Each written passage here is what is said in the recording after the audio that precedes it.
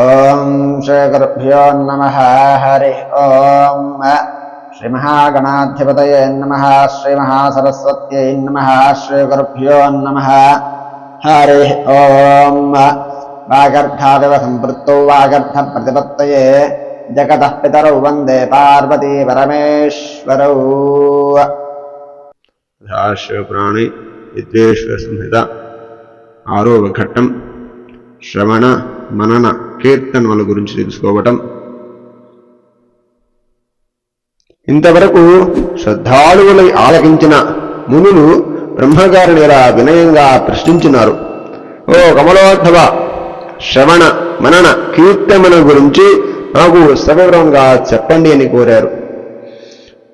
ఋషుల ప్రార్థనను మన్నించి వారి శ్రద్ధా భక్తులను గమనించి పితామహుడిలా చెప్పసాగినాడు. మహర్షులారా, శివపూజ, శివమంత్ర జపం, శివుని గణాలను, రూపమును, లీలలను, ఆయన అనంత కళ్యాణ నామములను వేద సమ్మేతమైన యుక్తిగల మనస్సుతో సర్వకాల సర్వ అవస్థములందు చింతించుటే మనన. సాధనలన్నిటిలో అత్యుత్తమమైన ఈ సాధన శివానుగ్రహం కలగవారికి మాత్రమే లభిస్తుంది. శంభుని యొక్క ప్రతాప, గుణ, రూప, లీలా విశేష నామ వైభవాలన్నిటినీ బాధ్య సహకారంతో రాగయుక్తంగా గణరూపంగా కానీ, వేదాధ్యాన రూపంలో కానీ, లేదా దేశ భాషలో స్పష్టమైన వాక్కుతో రథవత్తరంగా కీర్తించటం, కీర్తనం స్థల కాల సందర్భ కారణాలతో నిమిత్తం లేకుండా పరమశివుని మంగళమైన గాథలను హాయిగా చెవులతో ప్రియుడు ప్రియురాలి వచనాలను ఎంత ఆనందంగా వింటూ ఉంటాడో అంత ఆసక్తిగా వినటమే శ్రవణం. ఇది లోకప్రసిద్ధమైనదే.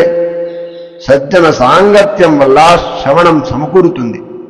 ఆపై కీర్తన అలవాటు పడుతుంది. తరువాత మననం సిద్ధిస్తుంది.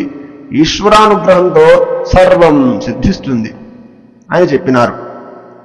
సూతుడి మహత్తరమైన విషయాలను ఇంతవరకు చెప్పి సాధన మహిమను గురించి ఇలా చెప్పసాగాడు. మునులారా, అసలు ఈ సాధన లోకంలో ఎలా ప్రవర్తిస్తుందో దాని పూర్వగాథను చెబుతున్నాను వినండి. పూర్వం పరాశర మహర్షి కుమారుడు, నాకు గురువు అయిన వ్యాస మహర్షి సరస్వతీ నదీ తీరంలో ఆశ్చర్యకరమైన తపశ్చర్యలో మునిగి ఉండగా బ్రహ్మమానసపుత్రుడు సనత్కుమారుడను భాను ప్రభాభాసమైన విమానంలో గగనపథంలో సంచరిస్తూ యాదృచ్ఛికంగా నా గురువును చూచి భూమిపైకి వచ్చినారు. ధ్యానం నుండి లేచిన మా గురువు గారు ఎదురుగా ప్రత్యక్షమైన సనత్కుమారుని చూచి సంభ్రమాశ్చర్యాలతో భక్తి గౌరవాదులతో నమస్కరించి అర్ఘ్యపాద్యాదులతో పూజించి దేవతాయోగ్యమైన ఆసనాన్నిచ్చి గౌరవించినారు.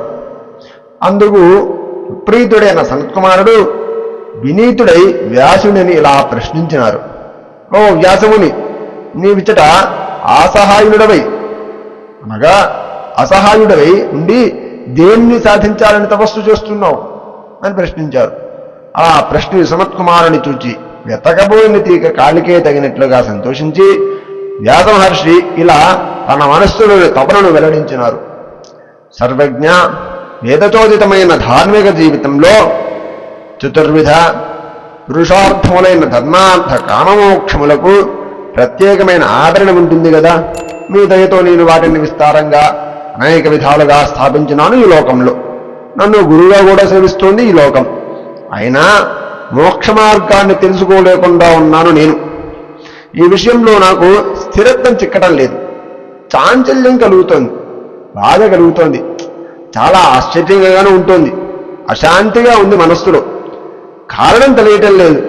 మోక్షార్థిని ఈ తపశ్చర్యకు పూనుకున్నాను అంతే అన్నారు.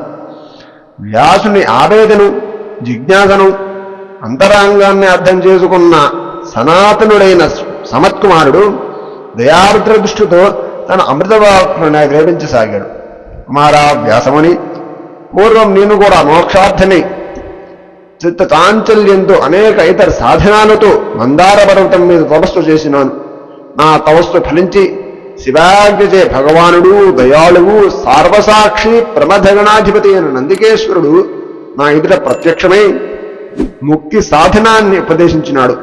ఓ బ్రహ్మమానసపుత్ర, వేదసమ్మతమైన శివుని యొక్క శ్రవణ కీర్తన మనములే ఉత్తమైనవి ముక్తి సాధనాలు.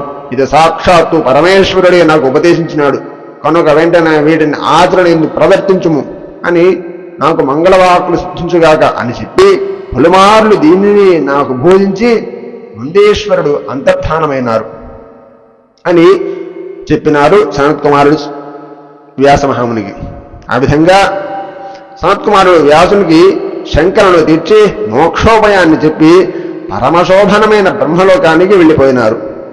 ఇంతవరకు ఉన్న ఋషులు ప్రమోద మనసులై, ఓ సూతమహాముని, శివుని శ్రవణ కీర్తన మననములనే ఈ మూడింటిని ఆచరించుట ఎందు అశక్తుడైన మానవుడు ఏం చేస్తే ముక్తిని పొందుతారు అనగా, ఈ మూడిని చెయ్యలేకపోయినా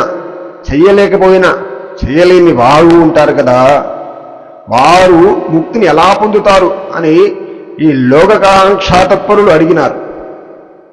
దానికి సమాధానం ఏం చెప్పారో రేపటి వీడియోలో తెలుసుకుందాం. ఇంతటితో 6వ ఘట్టమైన శ్రవణ మనన కీర్తముల మహిమ సమాప్తి. రేపటి రోజున లింగము మూర్తి అను ఘట్టం. ఆ ఘట్టంలో మునుల ప్రశ్నలకు సూచన సమాధానం ఏమిచ్చారో తెలుసుకుందాం. హరి ఓం తత్సతు.